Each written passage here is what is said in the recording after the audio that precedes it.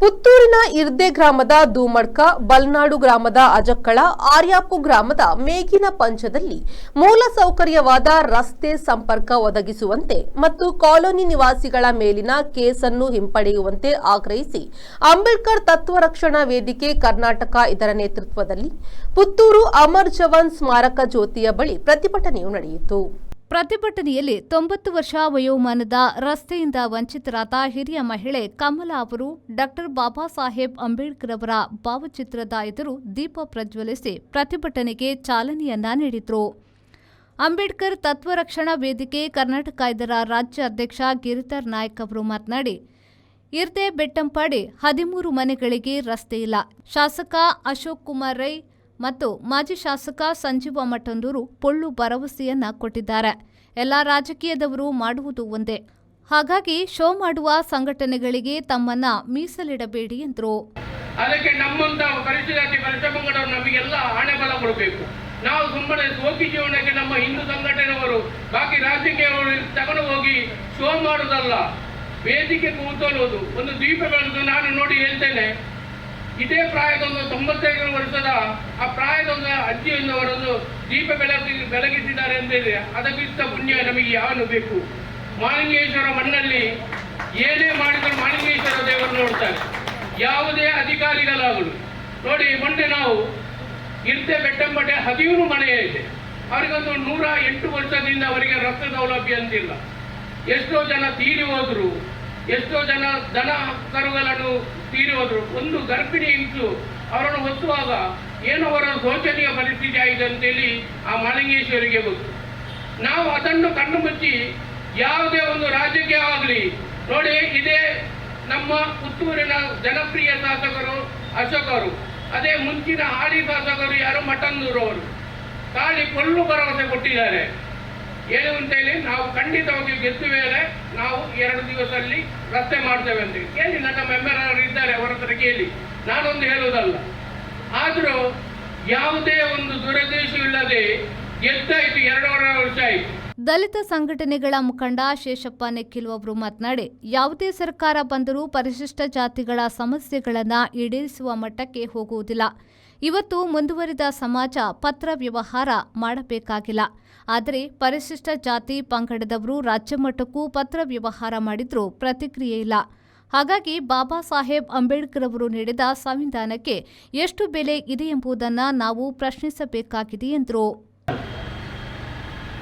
ಇವತ್ತು ಚಂದ್ರನನ್ನೇ ತಂದು ಕೊಡ್ತಾರೆ ಅಂತ ಹೇಳುವಂತ ಮಾತಿಗೆ ನಾವು ಮರಳಾಗ್ತೇವೆ. ಮತದಾನ ಬಾಬಾ ಸಾಹೇಬರು ಕೊಟ್ಟಂತ ಈ ಸಂವಿಧಾನದ ಅಡಿಯಲ್ಲಿ ಮತದಾನವೇ ಜೀವನದ ಮೈಲುಗಲ್ಲು. ಒಬ್ಬ ಮತದಾನ ಗುಲಾಮಗಿರಿಗೆ ಮುಕ್ತಿ. ಒಂದು ಮತದಾನ ಇತಿಹಾಸಕ್ಕೆ ಶಕ್ತಿ ಅಥವಾ ಒಂದು ಇತಿಹಾಸಕ್ಕೆ ಮುಕ್ತಿ. ಒಂದು ಮತದಾನ ಒಬ್ಬ ಹೈಲೆವರಿಗರು ಜೀವಕ್ಕೆ ತರಲಿಕ್ಕೆ ಈ ಮತದಾನ ಸಾಕ್ಷಿ. ಒಂದು ಮತದಾನ ಸರ್ಕಾರ ಅಧಿಕಾರಿಯನ್ನು ಮನೆಗೆ ಕಳಿಸಲಿಕ್ಕೆ, ತಪ್ಪಿತಸ್ಥ ಅಧಿಕಾರಿಯನ್ನು ಮನೆಗೆ ಕಳಿಸಲಿಕ್ಕೆ ದಾರಿ.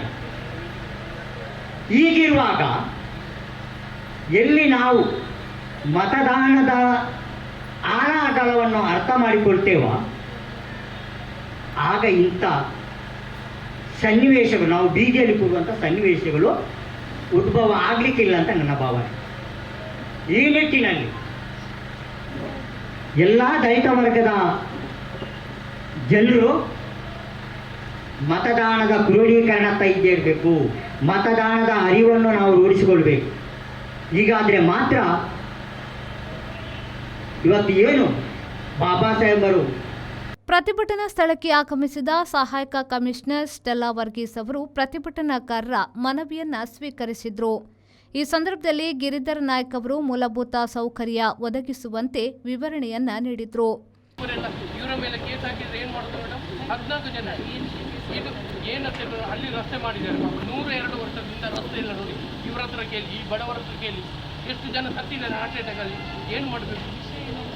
ನಾನು ಅಲ್ಲಲ್ಲ, ನಿಮಗೆ ಮ್ಯಾಟ್ ಕೊಟ್ಟಿದ್ದೆ ನಾನು ಪ್ಲೀಸ್ ಆಗಿ ನೋಡಿ.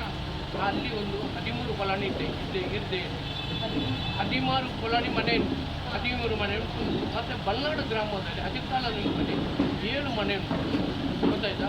ಅವರಿಗೆ ರಸ್ತೆ ಇಲ್ಲದೆ ಒಂದು ನೋಡಿ, ಇರ್ತೆ ಗ್ರಾಮದಲ್ಲಿ 108 ವರ್ಷದಿಂದ ಅವರಿಗೆ ರಸ್ತೆ ಇಲ್ಲ, ಕಾಲು ದಾರಿ ಉಂಟು. 1996 ಇದೇ ವೇಳೆ ಸಹಾಯಕ ಕಮಿಷನರ್ ಸ್ಟೆಲ್ಲಾ ವರ್ಗೀಸ್ ಮತ್ತು ತಾಲೂಕು ಪಂಚಾಯತ್ ಕಾರ್ಯನಿರ್ವಾಹಕ ಅಧಿಕಾರಿ ನವೀನ್ ಭಂಡಾರಿಯವರು ಪರಿಶೀಲನೆಯನ್ನ ಮಾಡಿ ನ್ಯಾಯ ಒದಗಿಸುವ ಭರವಸೆ ನೀಡಿದ ಬಳಿಕ ಪ್ರತಿಭಟನೆಯನ್ನ ಹಿಂಪಡೆಯಲಾಯಿತು. ರಕ್ಷಣಾ ವೇದಿಕೆಯ ನಾಯಕರು ನಮಗೆ ಈಗಾಗಲೇ ಹಿಂದೆ ಮನವಿ ಕೊಟ್ಟಿದ್ದರು. ಆ ಮನವಿಯಂತೆ ನಾನು ಸಹ ಅರ್ಜಿಯನ್ನು ಪರಿಶೀಲಿಸಿ 2 ಗ್ರಾಮ ಪಂಚಾಯತ್ ವ್ಯಾಪ್ತಿಯಲ್ಲಿ, ಒಂದು ಬೆಟ್ಟಂಪಾಡಿ ಮತ್ತು ಬಲ್ನಾಡು, ಹಲವು ವರ್ಷದಿಂದ ಕಾಲುದಾರಿ ಇರುವಂಥದ್ದು. ಆದರೆ ತಮಗೆಲ್ಲ ಗೊತ್ತಿದ್ದಾಗೆ ನಾವು ಕಾನೂನಿಗೆ ಎಲ್ಲರೂ ಖಂಡಿತ ಗೌರವ ಕೊಡಲೇಬೇಕು. ನಮ್ಮ ಪ್ರಜಾಪ್ರಭುತ್ವದಲ್ಲಿ ಪ್ರತಿಯೊಬ್ಬರಿಗೂ ನಾಗರಿಕರು ಜೀವಿಸುವ ಹಕ್ಕು ಖಂಡಿತ ಇದೆ. ಈ ಸಂದರ್ಭದಲ್ಲಿ ಬೆಟ್ಟಂಪಾಡಿ ಪಂಚಾಯತ್ನ ಮಾಜಿ ಅಧ್ಯಕ್ಷೆ ಪವಿತ್ರ ದೇರಡ್ಕ, ಇರ್ದೆ ಗ್ರಾಮದ ನಿವಾಸಿ ಐತಪ್ಪ, ಕೃಷ್ಣಪ್ಪ ನಾಯಕ್, ಕೊರಗಪ್ಪ ಉಪಸ್ಥಿತರಿದ್ದರು. Anish, V4 news, Puttur. Every action has a multiple reactions in an industry. Safety is what comes first, and that is what we provide. Induscare Equipments, manufacturers and suppliers of industrial safety equipments. We provide safety equipments like gloves, masks, safety helmets, earplugs, safety belts, safety shoes, gum boots, safety goggles, industrial and medical coveralls, fire protection and arc flash suits, road safety equipments, and all industrial fire and safety accessories. Your safety is our priority. Induscare Equipments, KVSS Bank Building, Koolur, Mangaluru. Call 0824 2458 754.